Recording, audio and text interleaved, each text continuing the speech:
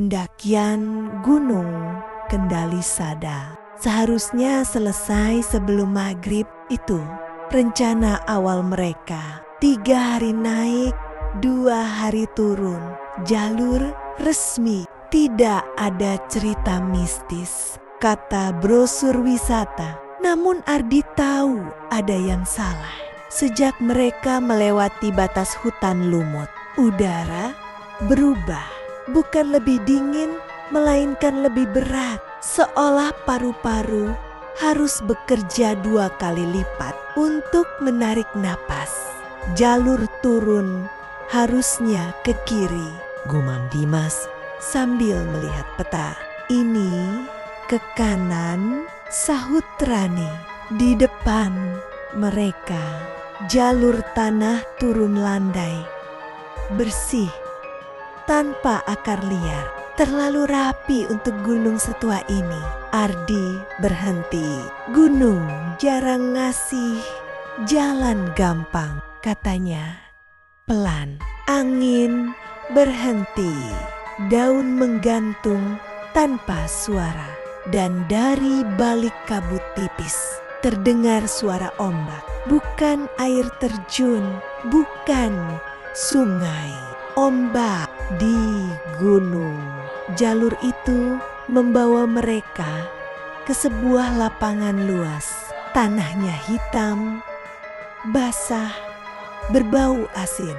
Di tengah lapangan berdiri batu besar menyerupai singgasana, dipenuhi lumut dan ukiran tua. Ukiran itu bukan motif gunung, melainkan gelombang laut. Rani menyentuh ukiran itu dan langsung menarik tangannya.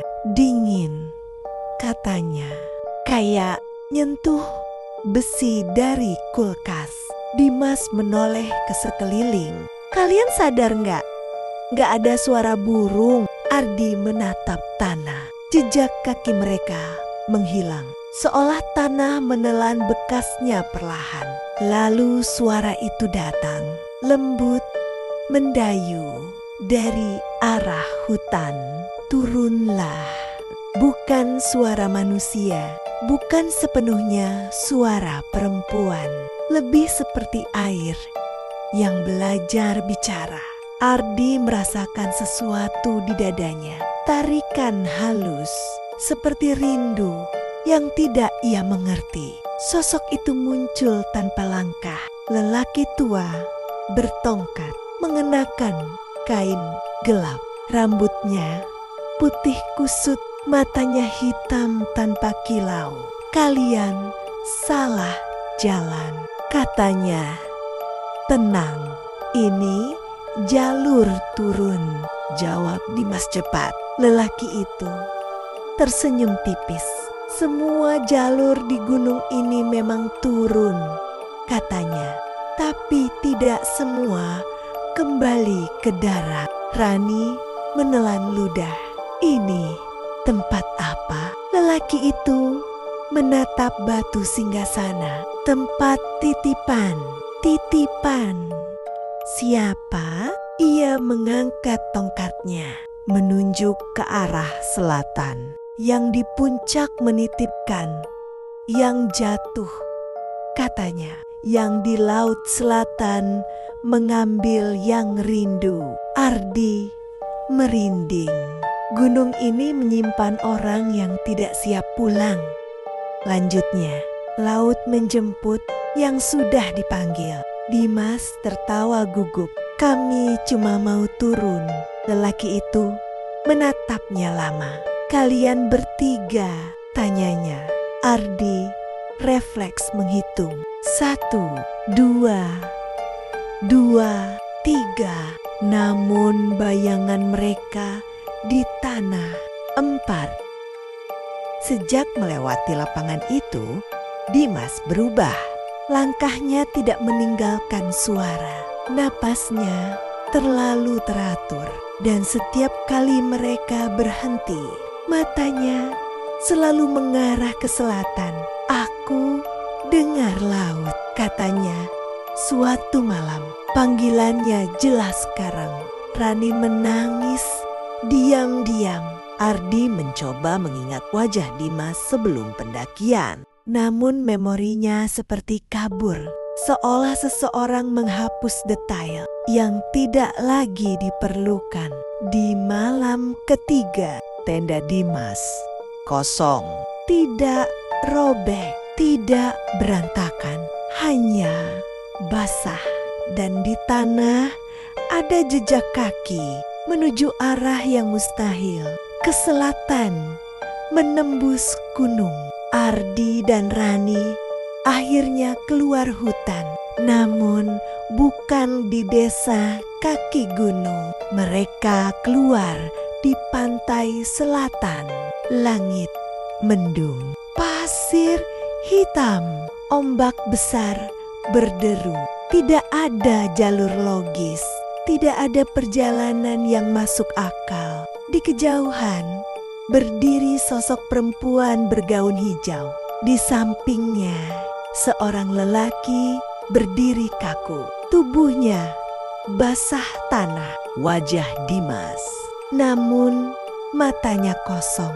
Perempuan itu tersenyum. Gunung sudah menyimpan, katanya lembut. Sekarang laut mengambil bagiannya. Rani menjerit, ombak naik, dan Ardi sadar satu hal yang membuat lututnya lemas. Mereka tidak pernah benar-benar turun. Mereka dipindahkan. Lelaki tua bertongkat berdiri di antara gunung dan laut. Kalian boleh memilih, katanya pada Ardi dan Rani, menjadi yang disimpan atau yang dipanggil. Apa bedanya? Tanya Ardi dengan suara pecah. Lelaki itu menatap laut. Yang disimpan, dilupakan, yang dipanggil, selalu dirindukan. Ombak menghantam keras. Perempuan bergaun hijau mengulurkan tangan. Gunung di belakang mereka berderit pelan, seperti napas panjang yang menunggu jawaban. Angin laut mengamuk, pasir hitam berterbangan, menghantam kaki mereka seperti butiran jarum. Ombak naik satu demi satu, seolah laut sedang berdiri, mengintai. Ardi berdiri kaku di antara dua dunia. Di belakangnya, Gunung Kendali Sada, gelap, diam, dan menunggu. Kabut turun dari lereng seperti asap napas. Makhluk raksasa yang sedang tidur. Di depannya, laut selatan hidup, bergerak, memanggil, menjadi yang disimpan. Ulang lelaki tua itu pelan, atau yang dipanggil. Rani menggenggam lengan Ardi kuat-kuat. Jangan jawab, bisiknya. Panik, apapun yang kita pilih pasti salah. Perempuan bergaun hijau melangkah mendekat. Setiap langkahnya tidak meninggalkan jejak di pasir basah. Tidak, katanya lembut, hampir seperti ibu menenangkan anak. Yang salah hanya datang ke tempat perjanjian tanpa persiapan. Ardi menatap Dimas. Tubuh sahabatnya itu berdiri kaku, seolah hanya kerangka yang dilapisi kulit. Dadanya naik turun perlahan, tapi napasnya tidak mengeluarkan uap, tidak berembun, tidak seperti manusia hidup. Kalau aku memilih, suara Ardi serak. Apa yang terjadi pada mereka? Lelaki tua menatap gunung. Gunung hanya mau menyimpan satu. Perempuan bergaun hijau menatap laut. Laut juga. Rani terseduh. Terus yang satunya? Keduanya menjawab bersamaan, menjadi jembatan. Ardi merasakan kepalanya berdenyut. Ingatan-ingatan aneh muncul yang bukan miliknya. Pendaki yang tersesat puluhan tahun lalu. Nelayan yang terseret ombak tanpa jasad. Tangisan orang-orang yang tidak pernah ditemukan. Semuanya lewat sini, kata lelaki tua. Lewat satu jiwa yang cukup kuat untuk menahan dua tarikan. Ardi mundur selangkah. Aku cuma manusia biasa. Perempuan bergaun hijau tersenyum tipis. Justru itu. Ia mengangkat tangannya. Laut mereda seketika seperti anjing besar yang patuh pada isyarat tuannya. Kau punya rindu, katanya, dan kau punya niat pulang. Gunung berderit dari lereng. Terdengar suara retakan pelan. Bukan batu, melainkan seperti tulang diregangkan. Gunung mencium ketakutanmu, ujar lelaki tua. Laut mencium keikhlasanmu. Rani menatap Ardi dengan wajah penuh air mata. Kalau kamu jadi jembatan, kamu bakal apa? Lelaki tua menjawab sebelum Ardi sempat membuka mulut. Tidak sepenuhnya hidup, tidak sepenuhnya hilang. Ardi memejamkan mata dan saat itu ia mendengar suara lain. Bukan gunung, bukan laut, suara rumah. Ibunya memanggil dari dapur. Ayahnya batuk pelan di ruang tengah. Suara sore biasa yang seharusnya tidak ada di tempat ini. Apa kau dengar? Tanya perempuan bergaun hijau. Ardi membuka mata. Terengah. Kenapa? Kenapa aku dengar rumah? Perempuan itu tersenyum. Kali ini ada kesedihan di wajahnya karena yang akan disimpan selalu diberi kenangan. Katanya, yang akan dipanggil diberi rindu. Lelaki tua menancapkan tongkatnya ke pasir. Dari tanah muncul bayangan hitam memanjang. Jalur yang sama seperti di peta tua. Garis dari gunung ke laut. Pilih, kata lelaki itu. Sekarang Rani menjerit. Kalau nggak ada pilihan yang benar, ambil aku saja. Perempuan bergaun hijau menoleh padanya. Kau sudah dipilih untuk kembali, katanya lembut. Karena kau akan mengingat. Ardi menarik napas panjang. Ia menatap Rani. Untuk pertama kalinya sejak turun dari gunung, ia tersenyum. Kalau aku hilang, katanya pelan. Jangan cari. Rani menggeleng keras. Jangan ngomong gitu. Ardi melangkah ke arah gunung. Setiap langkahnya membuat pasir berubah menjadi tanah basah. Aroma hutan muncul. Lumut, daun tua, tanah hujan. Aku pilih disimpan, katanya. Gunung bergetar, bukan gempa, melainkan gerakan pelan. Seperti makhluk besar mengubah posisi tidurnya. Laut mengaum, marah. Perempuan bergaun hijau menghela napas panjang. Perjanjian diperbarui, katanya lirih. Kabut turun dari lereng, membungkus tubuh Ardi. Rani berlari mengejar, namun kakinya tertahan air laut yang tiba-tiba naik setinggi lutut. Ardi, suara itu teredam kabut. Ardi menoleh sekali lagi dan di wajahnya tidak ada ketakutan. Pagi datang perlahan. Langit pantai selatan cerah seperti tidak pernah terjadi apa-apa. Nelayan menemukan Rani dan Dimas tergeletak di pasir. Dimas hidup, lemah, ingatannya bolong.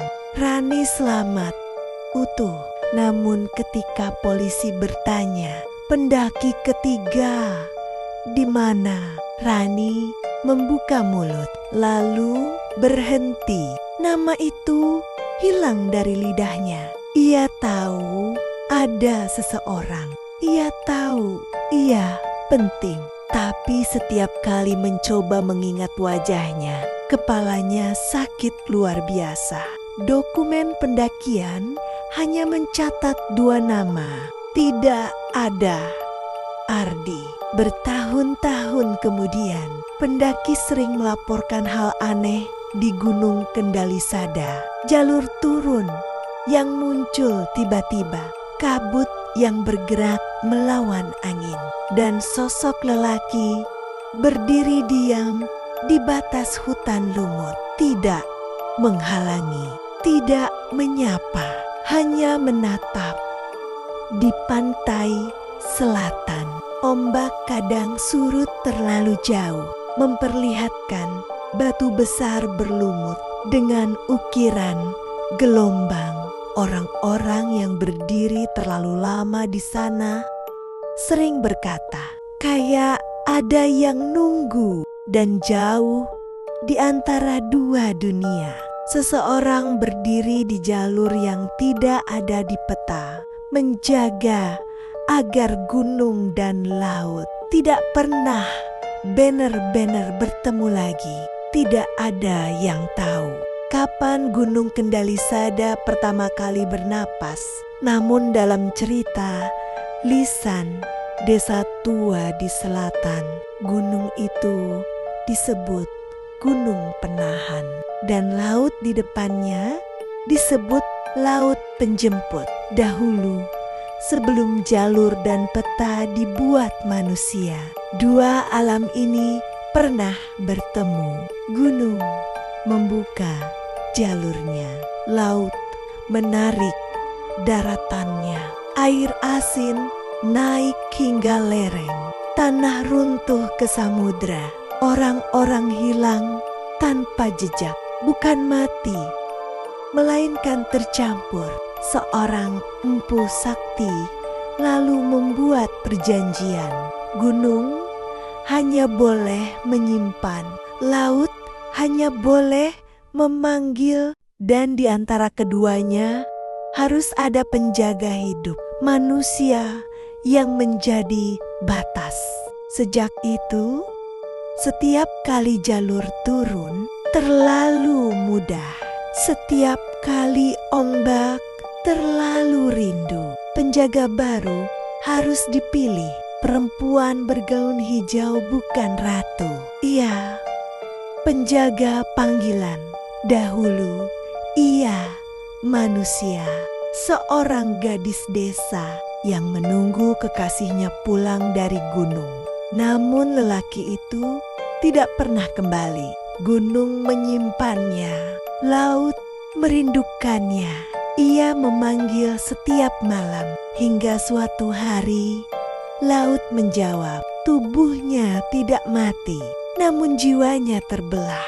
Sejak itu, ia berdiri di batas air, memastikan yang dipanggil memang sudah siap meninggalkan darat. Ia tidak memaksa, ia hanya membuka tangan, dan mereka yang rindu datang sendiri. Ardi tidak mati, namun ia juga tidak hidup seperti sebelumnya. Gunung tidak memberi siang atau malam, hanya waktu yang diam. Ia berdiri di jalur batas, melihat pendaki lewat tanpa melihat dirinya. Ia mendengar doa, tawa, tangis, namun suaranya tidak bisa menjawab. Tubuhnya ada, namanya tidak. Kadang angin membawakan suara rumah, kadang ia lupa wajahnya sendiri. Namun setiap kali jalur salah terbuka, setiap kali kabut menebal terlalu cepat, Ardi melangkah maju, menutup jalan, menjadi penahan. Rani tidak pernah sepenuhnya sembuh. Ia hidup normal, bekerja, tertawa, berbicara. Namun, setiap mendaki gunung apapun, dadanya selalu sesak di batas hutan lumut. Dan setiap melihat laut selatan, kakinya gemetar tanpa alasan. Ia tahu ada seseorang. Ia tahu ia kehilangan, namun namanya dikunci gunung. Suatu hari, dalam arsip desa tua, Rani menemukan peta lusuh, garis tipis dari gunung ke laut, dan catatan baru ditulis dengan tangan yang tidak ia kenal. Penjaga berganti, perjanjian masih bertahan. Air mata Rani jatuh ke kertas. Entah kenapa, ia merasa dibalas tatapannya. Tidak ada perjanjian yang abadi. Suatu malam, gempa kecil mengguncang Kendali Sada. Laut surut terlalu jauh. Ardi merasakan sakit pertama sejak ia disimpan. Bukan di tubuh, tapi di ingatan. Nama-nama lama mulai kembali. Wajah-wajah lama mengintip. Perempuan bergaun hijau muncul di batas. Waktumu hampir selesai, katanya lirih.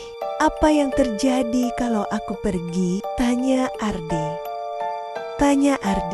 Gunung dan laut akan mencari yang baru, jawabnya.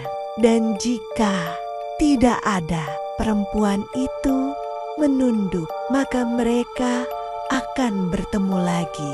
Ardi mengingat Rani, bukan wajahnya, melainkan rasa aman yang pernah ada. Ia menatap gunung, ia menatap laut. Aku tidak mau diganti, katanya.